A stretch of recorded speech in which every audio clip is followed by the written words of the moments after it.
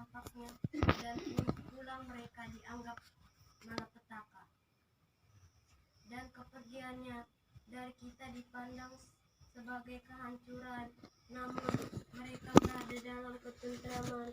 Walaupun mereka disisakan menurut pandangan manusia, namun harapan mereka penuh kebakaran. Setelah disiksa, sementara mereka menerima anugerah yang benar, sebab Allah hanya menguji mereka, lalu mendapat mereka layak baginya. Laksana emas, dapur api, diperiksalah mereka olehnya, lalu diterima bagian korban bakaran. Maka pada pembalasan mereka akan bercahaya, dan laksana bunga api berlari-lari di ladang jerami. Mereka akan mengadili para bangsa dan menerima sekalian rakyat, dan Tuhan berkenan untuk memerintah mereka selama-lamanya. Orang yang telah percaya pada Allah akan memahami kebenaran, dan yang setia dalam kasih akan tinggal padanya.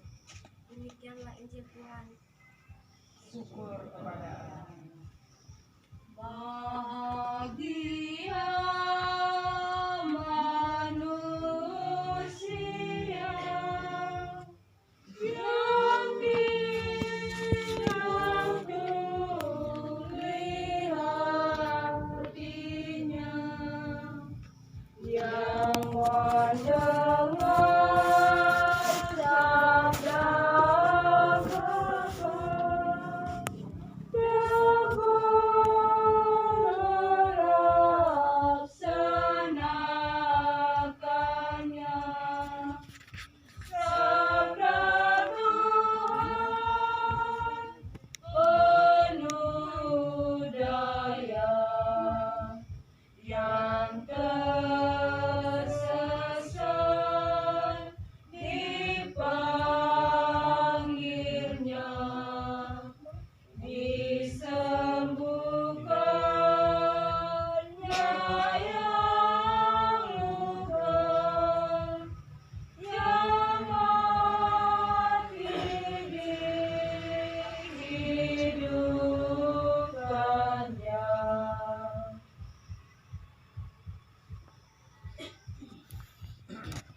Semoga Tuhan beserta kita dan selama-lamanya. Inilah Injil Tuhan kita Yesus Kristus karangan Yohanes.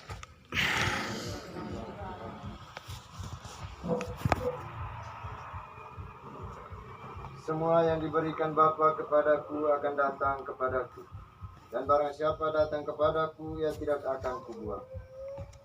Sebab aku telah turun dari surga bukan untuk melakukan kehendakku, tetapi untuk melakukan kehendak Dia yang telah mengutus aku. Dan inilah kehendak Dia yang telah mengutus aku, yaitu supaya dari semua yang telah diberikannya kepadaku, jangan ada yang hilang, tetapi supaya kubangkitkan pada akhir zaman. Sebab inilah kehendak Bapa-Ku, yaitu supaya setiap orang yang melihat Anak dan percaya kepadanya beroleh hidup yang kekal, dan supaya aku membangkitkannya pada akhir zaman. Demikianlah sabda Tuhan. Terpujilah Kristus.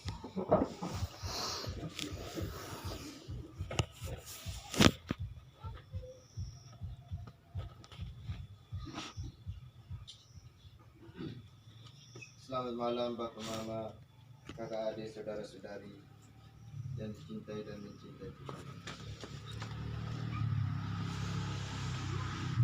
Sebelum saya khotbah, saya minta maaf Mama. Ini lembaran panjang sekali ini.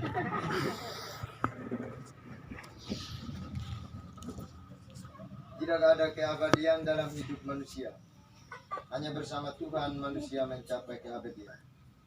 Dengan kata lain, kematian berarti berjumpa dengan Tuhan yang empunya keabadian, kata Santo Agustinus.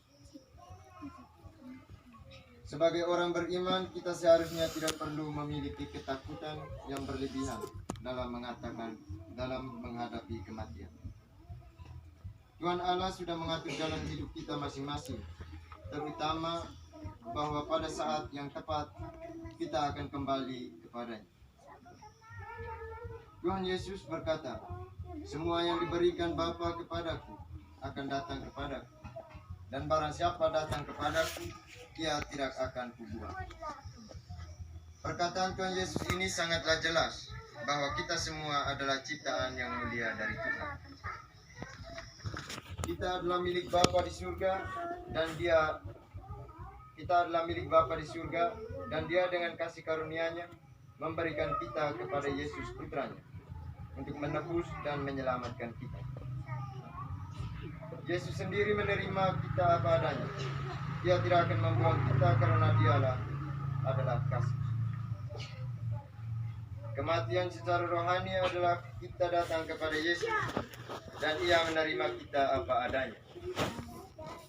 Yesus menerima kita apa adanya sebab Ia juga datang untuk melakukan kehendak Bapa, yaitu menebus kita semua yang datang kepadanya. Bapak, Ibu, saudara-saudari yang dicintai dan mencintai Tuhan, apa yang menjadi kehendak Bapa bagi Yesus Sang Putra? Allah Bapa menghendaki agar Tuhan Yesus sebagai Putra Allah melakukan tugas penebusan yang berlimpah. Dalam hal ini, supaya dari semua yang telah diberikannya kepadaku, jangan ada yang hilang, tetapi semuanya kubangkitkan pada akhir zaman. Lihatlah betapa Tuhan Allah di surga sangat mengasihi kita. Ia tidak menghendaki supaya ada di antara kita yang tersesat dan hilang di hadapan Yesus Putranya. Ia justru menghendaki agar kita semua dapat diselamatkan. Tuhan Yesus berjanji, Ia akan membangkitkan kita pada akhir zaman. Ia membangkitkan tubuh kita yang fana untuk menjadi tubuh yang mulia seperti tubuhnya sendiri. Perkataan Tuhan Yesus ini menunjukkan jati dirinya sebagai Putra Allah yang datang ke dunia untuk menebus dosa-dosa kita. Semua ini dilakukan karena kasih-Nya yang begitu besar bagi dunia.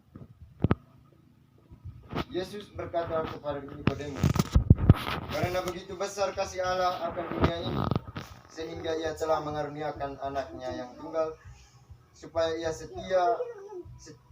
setiap orang yang percaya kepadanya tidak binasa, melainkan beroleh hidup yang kekal.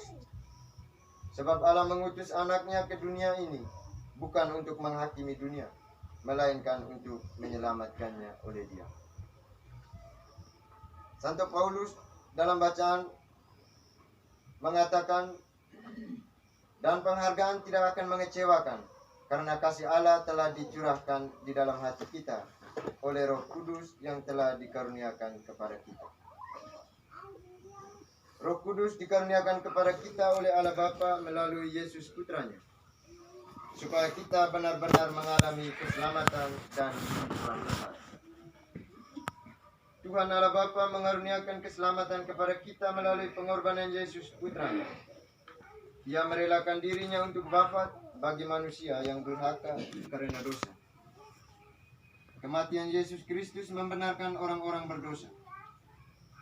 Paulus bahkan menegaskan, kita malah bermegah dalam Allah oleh Yesus Kristus, Tuhan kita, sebab oleh Dia kita telah menerima perdamaian itu. Sungguh Yesus adalah damai kita. Kematian adalah suasana Tuhan Yesus yang datang dan mendamaikan kita dengan Bapa supaya tinggal dan bersatu dengan Bapak, Ibu, saudara-saudari yang dicintai dan mencintai Tuhan, bagaimana diterangkan oleh Tuhan Yesus dan Santo Paulus. Kita juga mendengarnya dalam bacaan tadi dari kitab Kebijaksanaan. Penulis kitab Kebijaksanaan mengatakan bahwa orang-orang benar ada di tangan Allah dan kita harus menimpa mereka. Orang-orang benar yang sudah beralih dari dunia ini berada bersama Tuhan. Tuhan tidak menolak manusia, tetapi menerima apa adanya, sebab Ia benar-benar mengasihi manusia. Pada bagian terakhir dikatakan orang yang telah percaya pada Allah akan memahami kebenaran, dan yang setia dalam kasih. Sebab kasih setia dan belas kasih menjadi bagian orang-orang pilihannya. Bacaan kita manusia memang tidak berkesudahan. Tuhan Allah tidak menolak manusia, tetapi menyelamatkannya. Ia mengaruniakan Roh Kudus-Nya untuk memberikan sukacita kepada manusia. Tuhan juga mengaruniakan kasih setia dan belas kasih kepada pilihannya. Ia